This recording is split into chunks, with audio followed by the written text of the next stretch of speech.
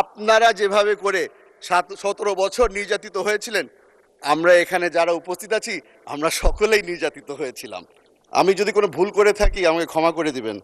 তবে প্রথমবারের মতো বক্তব্য রাখছি এই সংসদে, কিছুটা তো নার্ভাসনেস আছে।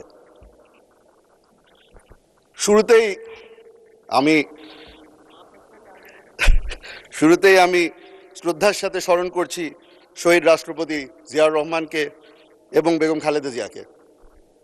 ওনাদের কারণে আজকে এই স্বাধীন বাংলাদেশে দাঁড়িয়ে আপনার সামনে বক্তব্য রাখতে পারছি। মাননীয় স্পিকার, আমি প্রথমে আপনাকে ধন্যবাদ জানাতে চাই।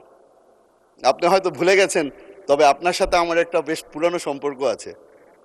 আমার বাবা যখন বাংলাদেশ জাতীয়তাবাদী দল জয়েন করে, সেই প্রস্তাব আপনি নিয়ে গিয়েছিলেন। আর তার মাধ্যমেই, যেহেতু আমার বাবা জাতীয়তাবাদী দল এবং জাতীয়তাবাদে বিশ্বাস করতেন, সেই কারণে আজকে আমি মাননীয় প্রধানমন্ত্রী তারেক রহমান সাহেবের দলে যোগ দিয়ে ওনার সংসদ সদস্য হিসেবে দাঁড়িয়েছি।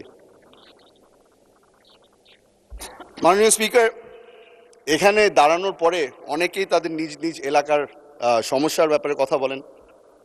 আমি আজকে সেটা থেকে একটু দূরে সরে যাচ্ছি। রাঙ্গুনিয়া চট্টগ্রাম 7-এর জনগণ আমাকে ভোট দিয়ে এখানে পাঠিয়েছে, কারণ তারা বিশ্বাস করেছে যে আমার মধ্যে হয়তো সেই ক্যাপাবিলিটিটা আছে যেটার মাধ্যমে এই এলাকার সব সমস্যার সমাধান আমি খুঁজে পাব। আজকে এখানে দাঁড়িয়েছি, ধন্যবাদ জানাচ্ছি মাননীয় প্রধানমন্ত্রীকে, কারণ উনি একটা সুযোগ করে দিয়েছে আমাকে এবং আমাদের সকল সদস্যদেরকে, যেখানে বারবার করে সংসদে দাঁড়িয়ে ওনার সাথে আলাপ আলোচনা করা যাচ্ছে। ওনাকে এখানে পাচ্ছি আমরা, এবং ওনার সাথে আমাদের যেই মিনিস্টাররা ওনার সাথে কাজ করছেন তাদেরকেও আমরা প্রতিদিন পাচ্ছি। তাদের কাছে আমি অনুরোধ করব, আমার এলাকার যখন সমস্যা নিয়ে আপনাদের কাছে আসি, সাহায্য করবেন। 17 বছর ধরে কোনো ধরনের উন্নয়ন হয়নি রাঙ্গুনিয়ায়। আজকে আপনাদের কাছে হাত পেতে ছোট ভাই হিসেবে এসেছি, আশা করি আপনারা সকলেই সাহায্য করবেন। মাননীয় স্পিকার, বর্তমানে আমরা একটা জিনিস নোটিস করছি, সেটা হচ্ছে এই সংসদের মধ্যে একটা ট্রাস্টের ল্যাকিং চলে এসেছে। আমরা বারবার করে বলেছি, আমার প্রধানমন্ত্রী বারবার করে বলেছে, জুলাই সনদের মধ্যে যা যা লেখা আছে অক্ষরে অক্ষরে সেটা বাস্তবায়ন করব আমরা। তবে আমার বিরোধী দলের বন্ধুরা যেটা বিশ্বাস করতে রাজি না। হয়তো এত বছর নির্যাতিত হওয়ার কারণে তারা এখন আর কাউকে বিশ্বাস করে না।